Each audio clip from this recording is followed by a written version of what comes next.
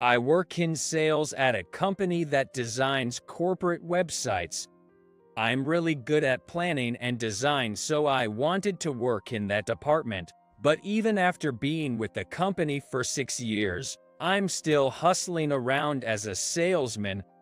I'm not very assertive and more of a listener than a talker, so my performance isn't that great. The younger employees often mock me. John's only strength is that he's diligent. My boss often says with a sigh. I can't argue with that because it's true. Results are everything in this job. You know, if you don't get your numbers up, you can't transfer to the department you want. I know that, but I just can't seem to improve my numbers. At 28, I was feeling the pressure. But then, an opportunity came my way. The manager of the diner I go to every morning for breakfast approached me about creating a website for his chain. They have 30 diners nationwide specializing in siphon coffee, and he said the regional manager was on board with the idea. Here's Mr. Miller's card. He wants you to come to the headquarters when you have time. Really? That's great news. Thanks so much. Well, John, you've been a regular here since we opened after all. Good luck. The manager gave me a warm smile. I immediately reported to my boss. Company S, way to go, John. He was so happy he kept patting me on the back. Well, it's not a done deal yet. Why are you being negative? You better go for it like your life depends on it. I mean it. His cheerful demeanor instantly shifted to a stern expression. Yes, sir, I replied and went to the company's headquarters the next day. After introducing myself at the reception, I was taken to a meeting room. Thank you for your time. I stood up, bowed slightly, and handed over my business card. Mr. Miller took my card with one hand, gave it a quick glance, and then carelessly threw it onto the table. So, what kind of websites do you make? He sat down heavily and asked me directly. I hadn't been invited to sit, so I took out my laptop and showed him some of the websites our company had developed. For businesses similar to yours, here's an example. This one's for a popular women's cafe with vibrant colors and gentle imagery. Our customers are mostly older folks, so not many of them are interested in the internet. I had to bite my tongue to keep from retorting. Then why did you ask me here? Well, I thought having a website might be a good idea in this day and age. Just design something decent and show me when it's done. All right. The entire meeting felt demoralizing. No matter what I proposed, Mr. Miller's responses were dismissive. He seemed disinterested and didn't even try to hide his annoyance. I could tell he was the type to enjoy making vendors jump through hoops. Having been in sales for 6 years, I've dealt with many people like him. The thought of future dealings with him was already making me feel depressed. Let me know when it's done and send me the estimate too. He blurted out and quickly left the room. I stood there the whole time. As I left the meeting room with heavy footsteps, I bumped into someone at the main entrance. Oh, sorry. I quickly apologized, and the person I bumped into replied in a calm voice, "No worries, I should have been paying more attention." I looked up to see a man in his 60s. He looked at me with a brief expression of recognition. Have I met him somewhere before? That thought crossed my mind, but I didn't voice it. The man smiled and asked, "Are you here for business with this company?" "Yes, I'm here regarding a website design request." A website, that's great. May I have your business card? I handed him my card, and he examined it carefully before tucking it into his breast pocket. Thank you. Until next time. The man then walked towards the elevator hall. He was an intriguing individual, but I didn't give it much thought and stepped outside the building. My boss entrusted me with this project, and I was excited to get started. It was the kind of work I'd always wanted to do, so I took it home every night to perfect the plan. A week later, I reached out to Mr. Miller. He wanted to see it the next day and suggested a cafe behind the train station. I arrived 5 minutes ahead of our scheduled time and saw Mr. Miller already sitting there with a coffee, engrossed in his smartphone. "I'm sorry for the wait." No problem at all. Sit down. Want a coffee? "Yes, please." He signaled the waitress and ordered a hot coffee for me. He seemed to be in an unusually good mood today. "Without further ado, here's the proposal, and this is the estimated cost." Aha. Mr. Miller glanced at the documents. However, he quickly handed them back. Looks good to me. Is there anything you'd like to add or change?" No. Unless you want to redo the whole thing? "No, but..." Before I could say more, our coffees arrived. I had put a lot of thought into this proposal. Of course, I was confident in it. But could he really make a decision in just the 5 minutes before our coffee arrived? Had he even read through it all? So, what's in it for me? He asked with a sly look. What does he mean? This project wouldn't exist without me, right? Yes, that's correct. I heard about it from the store manager. It was my idea to give it a go, right? Of course, I'm truly grateful. Then show it. Prove it to me. What do you mean? I genuinely didn't understand, so I asked him. Mr. Miller clicked his tongue in annoyance. You're John, right? You're pretty slow. I'm surprised you're in sales. I'm sorry. You know, business is all about a win-win, right? What Mr. Miller then shared was utterly despicable. In essence, he wanted to inflate the estimate and pocket the difference.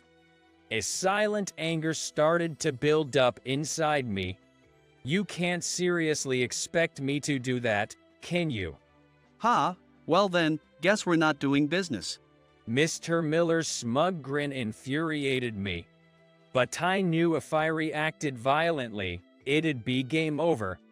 I clenched my fist and endured. I remembered the cafe manager telling me, hang in there. I was so happy with my first assigned project and worked late every night wanting to do a good job. All of it felt so hollow and painful. If those are the terms, I'll have to decline the offer.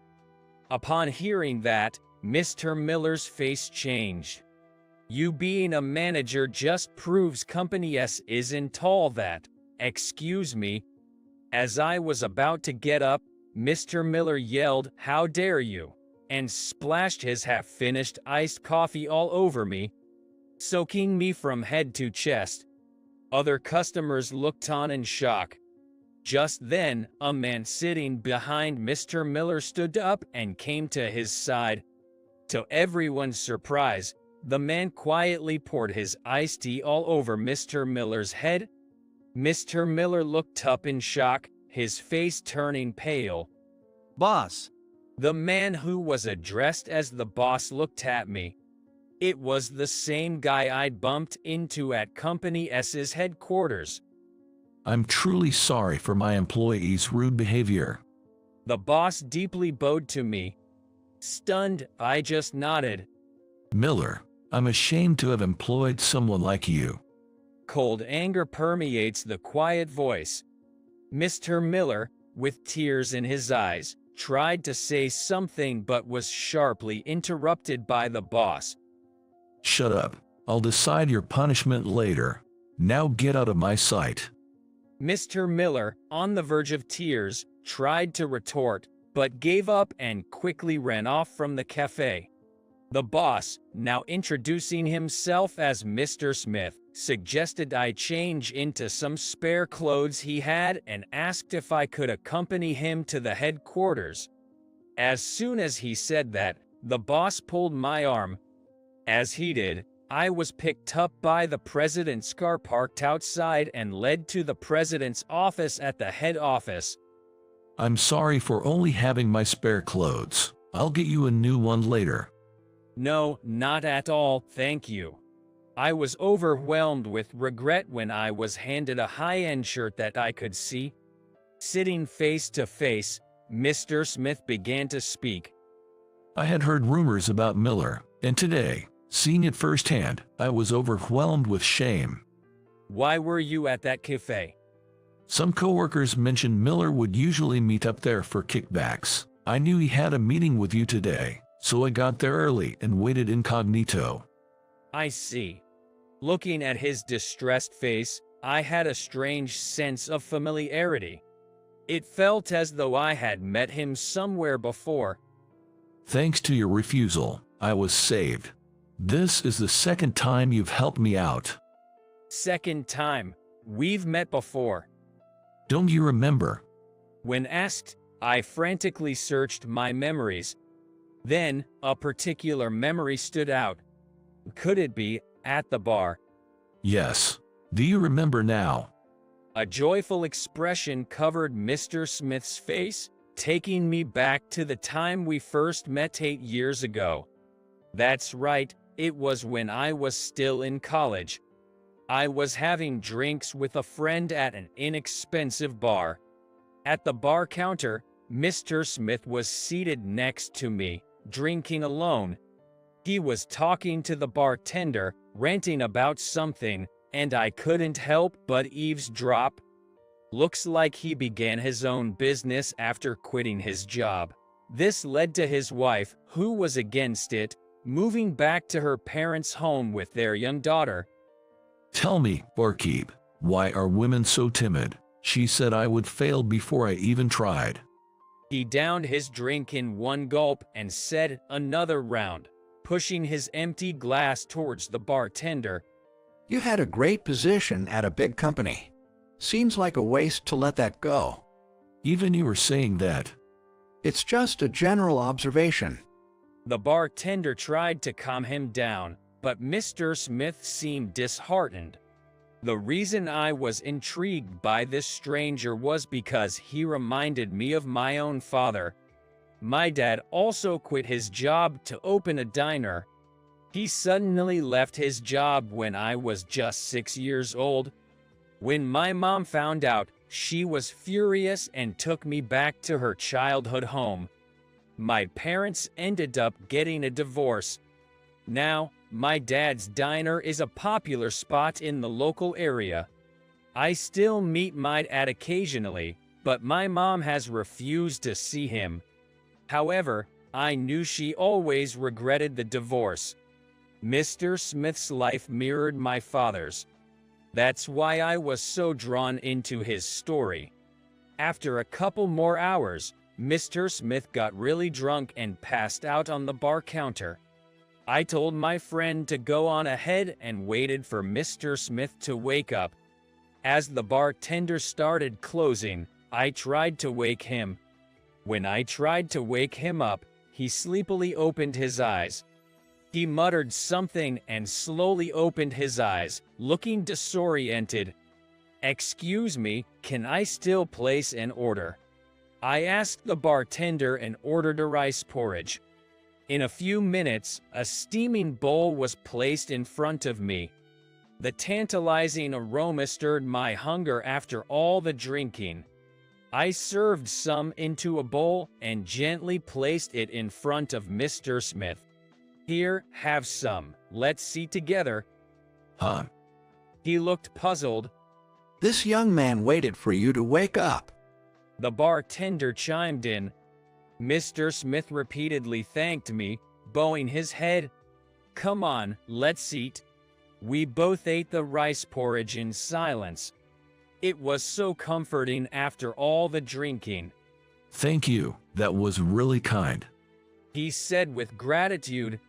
But why do you do all this for me? I shared the story about my dad. Tears welled up in Mr. Smith's eyes as he listened. I might be overstepping, but please go back to your wife. I don't want her to have regrets like my mother. Tears ran down his cheeks, and he nodded in agreement. I've never forgotten the taste of that porridge and your kindness. Thanks to you, I live happily surrounded by my wife and daughter. If it wasn't for you, I wouldn't be here today. Mr. Smith, now the CEO, stood up and deeply bowed his head. This unbelievable reunion left me in awe, staring at Mr. Smith. After that, Mr. Miller was let go. I was asked by Mr. Smith to work on Company S's website design. The final product was well received and got positive feedback from customers. Thanks to Mr. Smith's recommendations, I received numerous offers from various restaurants. I finally transitioned from sales to planning, doing the job I always wanted to do with great enthusiasm. One bowl of rice porridge connected me and Mr. Smith. Grateful for the miraculous bond and encounter, I live every day to the fullest.